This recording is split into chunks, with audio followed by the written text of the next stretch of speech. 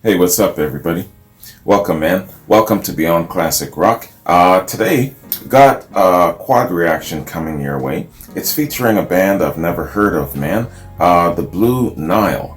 And we're going to start off with a track called Stay, followed by Over the Hillside, followed by Tomorrow Morning, and finally, I Would Never. So, man, before I pop this off, I just want to give a shout out and a thanks very much to The Void Zero.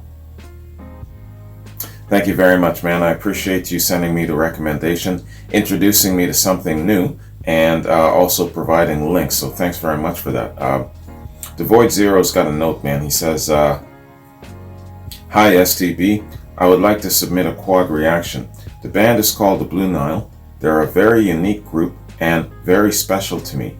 They started out as synth pop, but evolved into a more stripped down pop rock sound.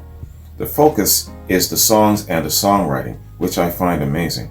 I hope you feel the same. The band has 4 albums, and I'm submitting one song from each album in chronological order to give an overview of their career. Here's the links. Thanks.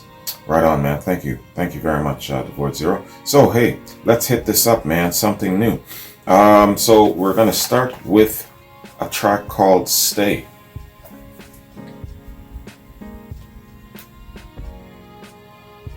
The Blue Nile. Stay, the official video. Let's get it.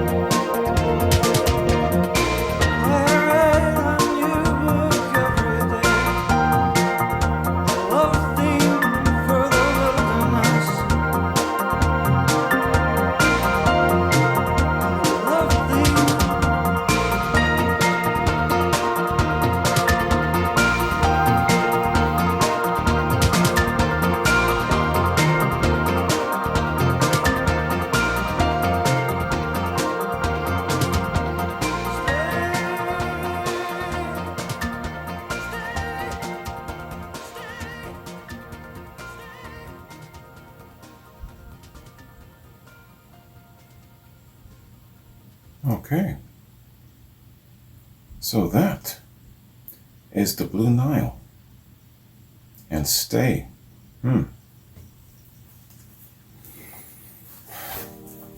I doubt this is the official, sorry, I said official video. Stupid me. It's official audio. Sorry, I was just about to say, I doubt it's the official video. I must have been wrong. And I was. The Blue Nile. So this is an example of synth rock.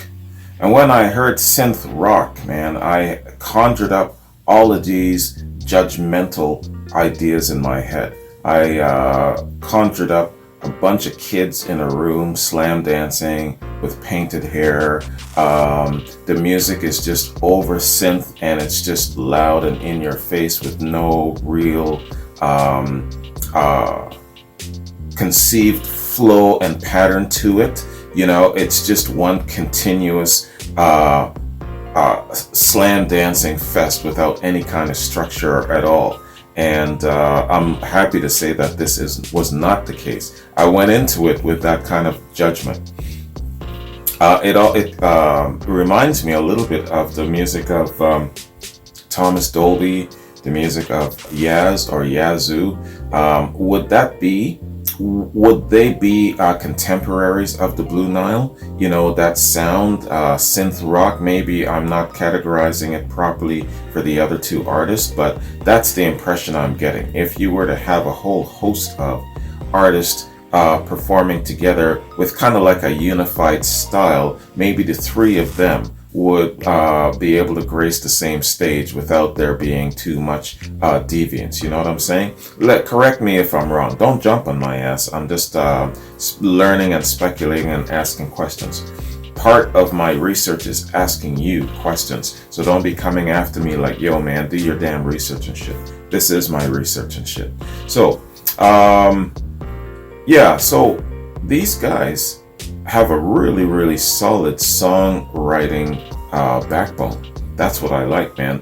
And again, too, like I said, had judgment in my mind, but lyrically, it makes sense. Lyrically, it's clear and precise, and it's really, really well delivered. So yeah, man, really good track. That's my overall first impression of them by this first track that I'm going by. But so far, I like the first impression, and they have an intelligent approach to the music. That's basically my point. I don't know what the hell I was expecting, but I was timid there for a minute.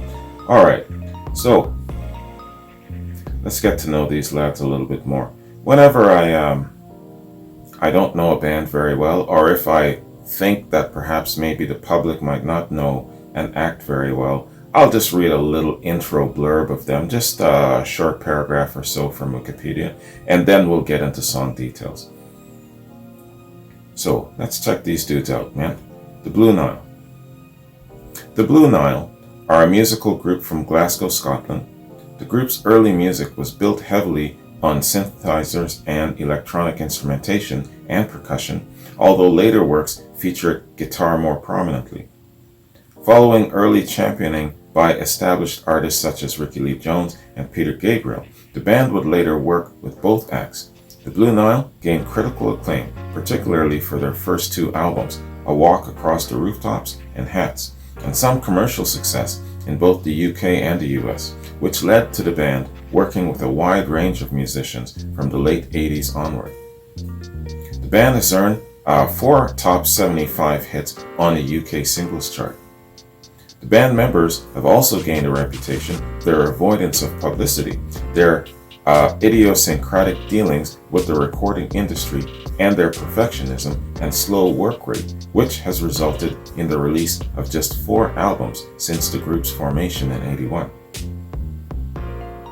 You know what other band has a really incredible slow work rate where it comes to production and releasing of albums? Sade. Sexy ass Sade. She's in her, I believe, 70s now. But it's like every 8 to 10 years they produce an album. That just reminded me of that when I heard that. Gotta feature Sade up on this. The group appears to have disbanded since the release of their fourth album, High, in 2004, although there has never been any official confirmation. Good. I bet you they'll come back with something else, you know? It's just whenever the mood moves them, whenever all the things come in play. You know, nothing rushed, no pressure from the studios, no pressure from the industry. They're doing what they feel like doing when they feel like doing it. Love that. So, Stay. Stay appears on A Walk Across the Rooftops. It's the debut album by Scottish band the Blue Nile, released on the 30th of April in '84 on Lynn Records in the UK and on A&M Records in the US. Although the album was released to little fanfare and was not a big hit on its initial release, it slowly accumulated fans and sales through word of mouth as the years passed. And by the time the follow-up Hats was released in '89, A Walk Across the Rooftops had sold 80,000 copies. It continued to gather praise when reissued in 2012. Critical reception. A Walk Across the Rooftops received great acclaim from the UK music press on its release in '84. In a five-star review, Sounds said, "Their music cuts a deep sway right through the center of blonde-streaked wimpdom, without stance or calculation. For the first time in a long time, they make you care," Melody Maker proclaimed. The Blue Nile's stunning debut album seduces the emotions as well as the senses, and instead of fighting its effect, the sensible thing to do is relax and enjoy it. There is a mesmeric quality in this music that makes you want to savor every track with the respectful appreciation of a connoisseur. Like a good book, you don't want it to end, but when it does, that thrilling potency loses nothing in repetition. A Walk Across the Rooftops generates a rarefied atmosphere that's a comfort to the soul. If this is just a sampler of the Blue Nile's catalog, then we're in for a whole new chapter in delight.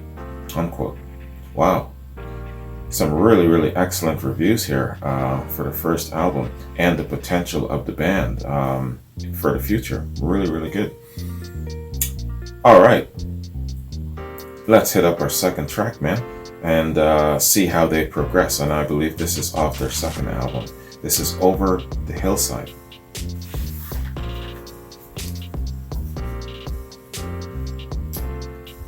All right. The Blue Nile, Over the Hillside, and another official audio. Let's get it.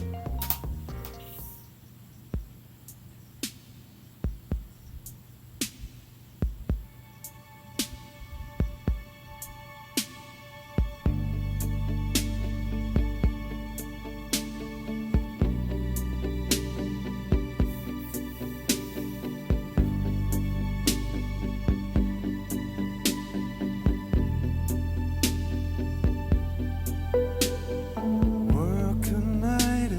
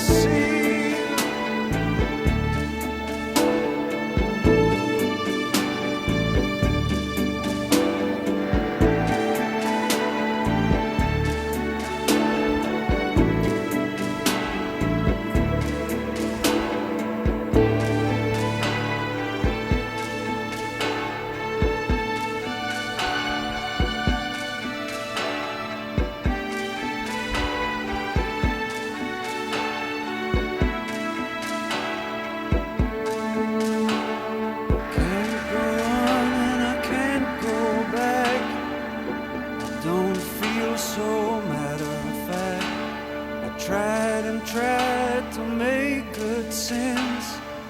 What's the good to try it all again?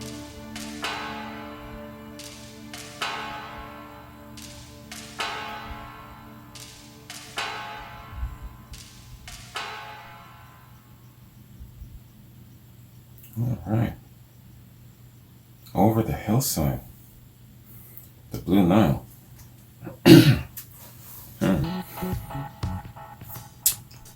Once again, there's a very intelligent approach to crafting this music.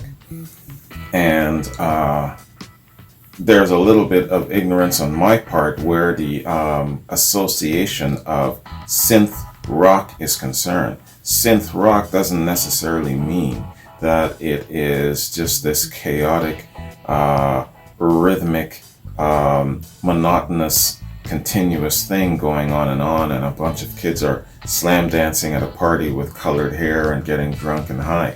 No, it doesn't necessarily mean that, and these guys are a really, really good exception to that ignorant vision that I've got in my head. And yes, this track especially shows that they could switch things up. It's slower, it's more deliberate. You're getting a visual of things. You're connecting to this person and to the person that he's describing in the song. And so, it isn't just this chaotic train of music that just continuously goes with no seeming direction. No, these guys, there's a very, very good creative element behind this music. If it's one person or if it's the whole band creating, whoever the songwriter is, whoever the person is that writes the music and puts it together, very, very smart, very creative. Excellent. All right. So, with my apprehension out of the way, let's enjoy this a little bit more even. So, let's get to know a bit about this song and how it came about. Over the Hillside appears on Hats. It's the second studio album by Scottish band The Blue Nile, originally released on the 16th of October in '89 on Lynn Records and A&M Records. After a prolonged delay in which an entire album's worth of work was scrapped, The Blue Nile released Hats to rave reviews, including a rare 5-star rating from Q Magazine. It also became the band's most successful album, reaching number 12 in the UK album charts and spawning 3 singles: The Downtown Lights, Headlights on the Parade, and Saturday Night. Ricky Lee Jones, a fan of the band, personally selected The Blue Nile as her opening act for her US tour in 1990. She later recorded a duet with them, a cover of their own Easter Parade, From a Walk Across the Rooftops, which was featured as a B-side to the single Headlights on the Parade. The Downtown Lights was covered by 2 artists in '95, by Annie Lennox, with whom the Blue Nile worked on her debut album Diva, on her second solo recording Medusa, and by Rod Stewart on his album A Spanner in the Works. Right on, man. They've worked with some notable people. Critical reception. On its initial release in '89, Hats received highly positive reviews from music critics, describing the album as absolutely superb. David Kavanagh of Sounds found that Hats differed significantly from A Walk Across the Rooftops in both its recording technology and aspired moods. Johnny Black of Q noted the more stripped-down nature of the album's songs and praised the band's new direction, stating that if Hats has a flaw, it's only that it's too perfect to consider. It's too perfect to consider. Okay. Too deliberate. NME's David Quantick felt that the album demonstrated the band's flair for writing incredibly simply sounding emotional records about the stuff that fascinates them. Simon Reynolds, writing in Melody Maker, stated that only the laziest ear would confuse this crystalline perfection with the hygiene and polish of plastic pop. Oh, that was me. That was me. Let me read that shit again. Simon Reynolds, writing in Melody Maker, stated that only the laziest ear or an ignorant mind would confuse this crystalline perfection with the hygiene and polish of plastic pop. Okay, that's what I was probably judging them based on, plastic pop, and described the album as big music that leaves you feeling very small, very still, and very close to tears. Alright. Yeah, it has a tantric effect, this last tune. In a more lukewarm assessment, David Thigpen of Rolling Stone was complimentary of the band's use of instrumentation to convey emotions and Paul Buchanan's more refined sense of melody in the music, but felt that his singing range was limited and the album faltered when it forayed from its reflective posture into sticky melancholy on an overall fine second act.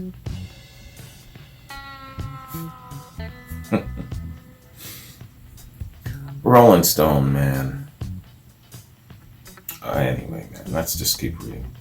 In a retrospective review of Hats, Jason Ankeny of AllMusic praised the album as a triumph of personal vision over the cold, remote calculations of technology, and stated that in spite of general lack of live instrumentation, it's nevertheless an immensely warm and human album. Unquote.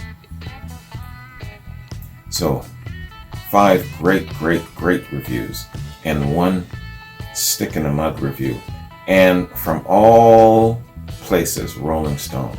Why the hell do I even read these guys' reviews, man?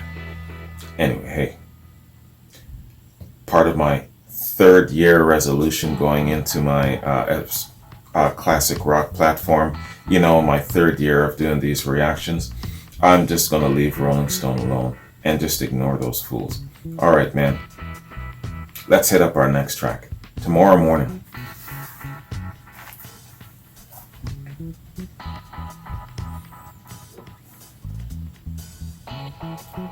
Alright. The Blue Nile, Tomorrow Morning, official audio. Let's get it.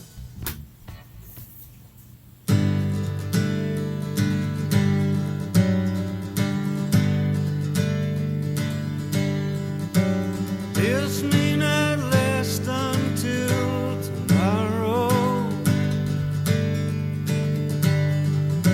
so look at all the love you borrow, and time will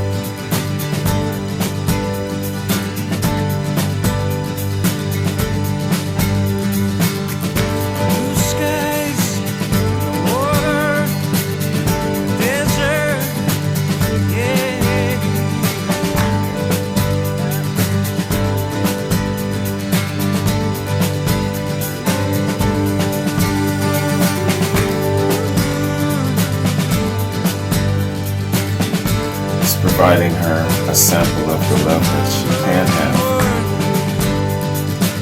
but leaving the choice to her.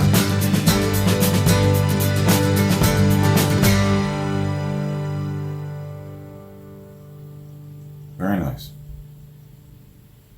Tomorrow morning. The Blue Nile. Excellent. Yeah, man. Again, these guys have range. They could change things, mix things up. Whoever the writer is has the ability to take you into his world and show you things from his perspective. Whoever the singer is, if it's the same person, really, really excellent delivery. Very, very fitting voice for the platform of what they're trying to achieve. Excellent. Very, very smart and creative, whoever it is behind the Blue Nile. All right, hey. So, get to know these lads a bit more. And this, I believe, is their third album. Yeah, third album. Tomorrow Morning appears on Peace at Last. It's the third studio album by Scottish band The Blue Nile, released on the 10th of June in '96 via Warner Brothers Records. Background. Peace at Last was a considerable musical departure from the band. Unlike their prior two albums, A Walk Across the Rooftops and Hats, which featured electronic instrumentation almost exclusively, Peace at Last was primarily driven by Paul Buchanan's acoustic guitar. Even a gospel choir made a brief appearance on the lead single, Happiness. Critical reaction for Peace at Last was mixed, despite some high praise, including a 5-star review from Q. In the years following the album's release, it remained largely overshadowed by A Walk Across the Rooftops and Hats. Following the reissue of their first two albums in 2012 as a 2-disc deluxe edition, Peace at Last was also reissued in a similar 2-CD version on the 3rd of March 2014.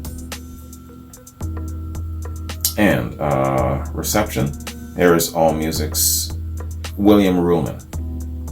The members of the Blue Nile seems to have taken seriously all those articles and reviews about what audiophiles and technicians they say. And this time around, they've spent a half-dozen years concocting an album that sounds like they made at least some of it in their living rooms rather than their space-age studio. They achieve the appearance of simplicity and humanity by foregrounding either an acoustic guitar or piano on most tracks, by restraining other instrumentation, by making their synths sound like strings most of the time, and by using real strings on occasion, all of which makes for appropriate settings for Paul Buchanan's songs of domestic contentment. Happiness, Sentimental Man, Holy Love, the titles tell the story, though they don't reveal the underlying fear that it will all go bust. Now that I've found peace at last, Buchanan sings to open up the album, Tell Me, Jesus, Will It Last? Nor do they explain why a guy who keeps insisting that he's happy sounds so mournful. Buchanan belongs to the Bono, Peter Gabriel school of throaty emotiveness, in which sudden arbitrary ascensions toward the falsetto of signals, fits, or otherwise unacknowledged passion.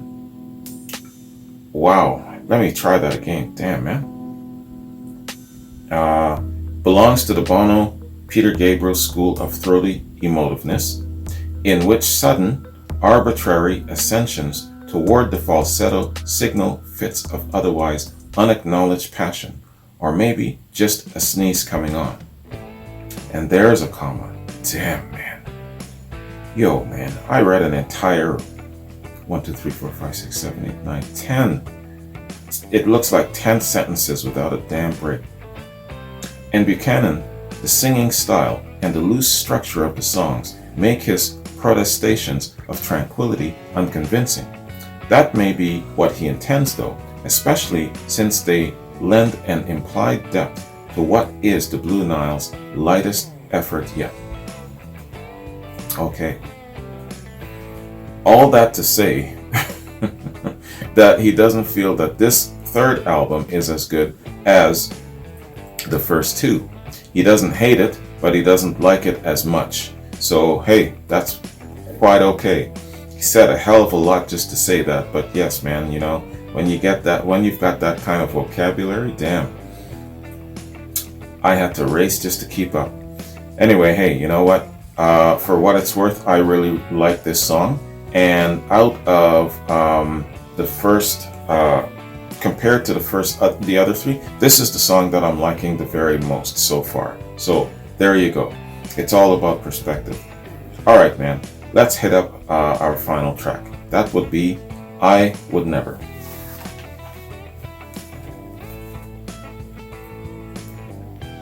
All right.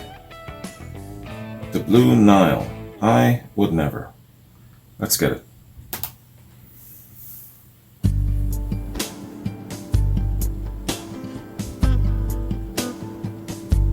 I have walked 1,000 miles.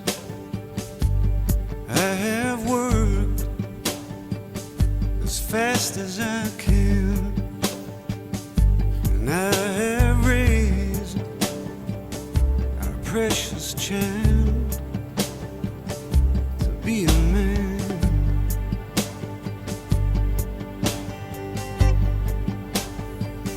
But I would never turn my back on your love.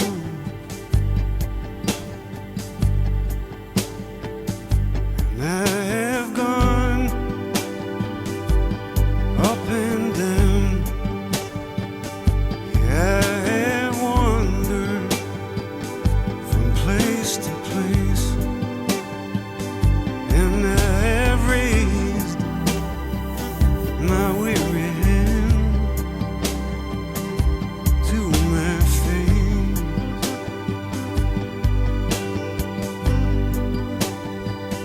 But I would never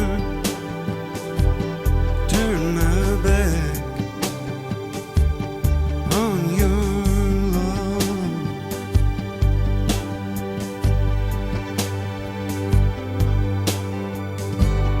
Is there anybody there who knows me?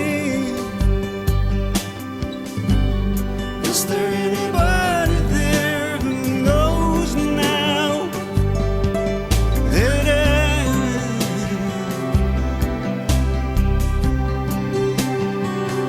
will be home soon?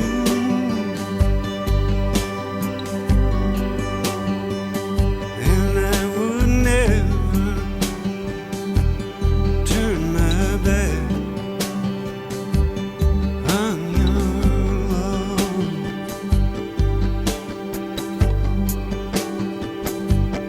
When the sun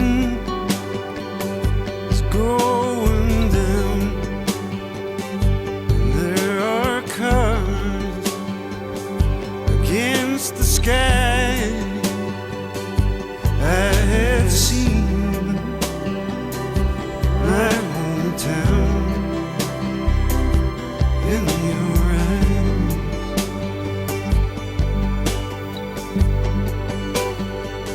But I would never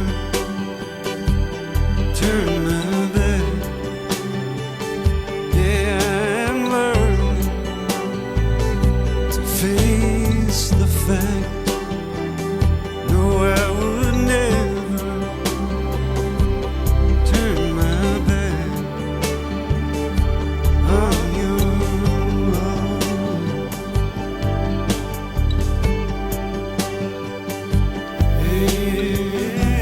It doesn't mention why they're not together, but despite all of that, he would not turn his back on her.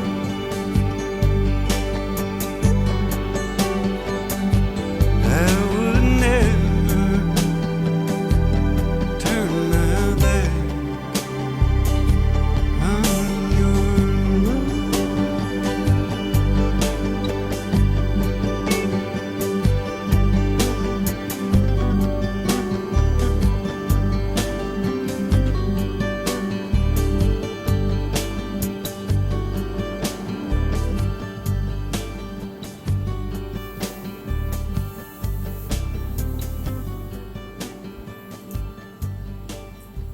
Look at that.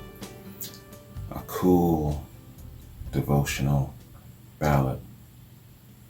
Far, far away from being a sappy ass love song, some corny shit.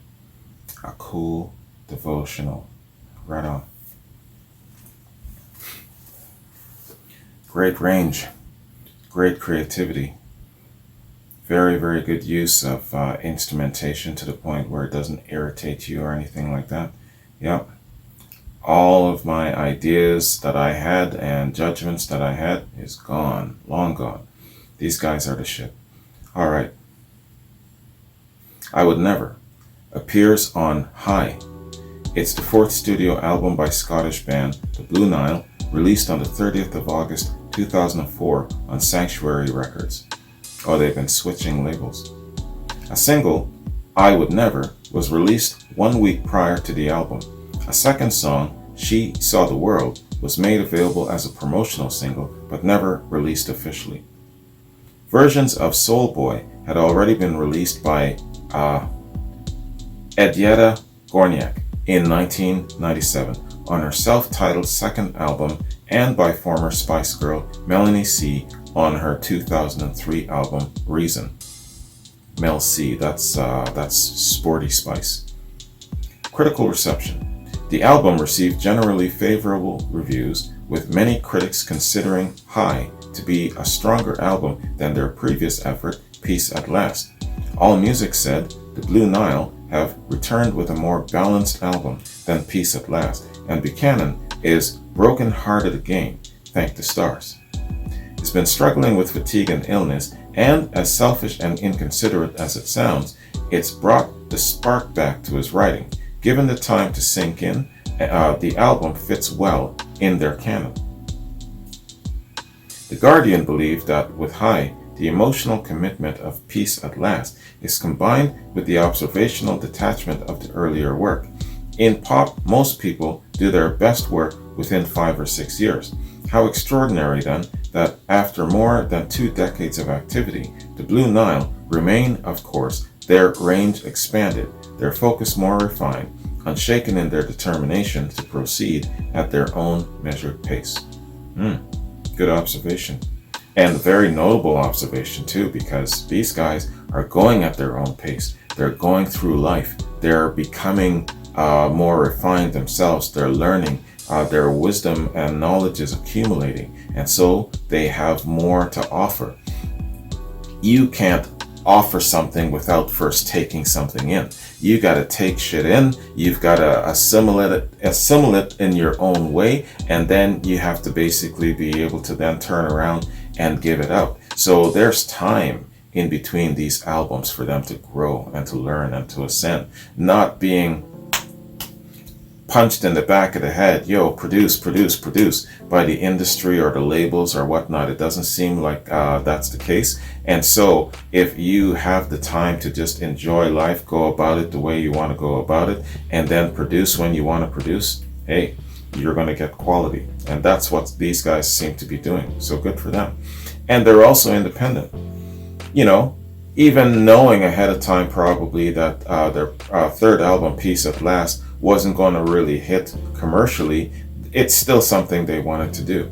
I remember Led Zeppelin going through with Led Zeppelin 3, breaking away from the blues and the power punches and the thunder of the blues, going into a more folksy acoustic direction, and it initially wasn't as well received as the first 2 albums, but now retrospectively we realize it's just as classic an album as the first 2, you know. So we might see something like that down the road for the Blue Nile as well. Music, OMH said, High is proof that they may have been away for a while, but they certainly haven't lost their touch. Although some may call this album bland, that is to miss the point. Buchanan's vocals are what raises most of the songs to another level, sometimes a gentle whisper, at other times an anguished cry. It's one of the great, if less celebrated voices in modern music. They may only appear at around the same frequency as Halley's Comet, but it's records like High that remind you why the Blue Nile are so highly regarded, unquote.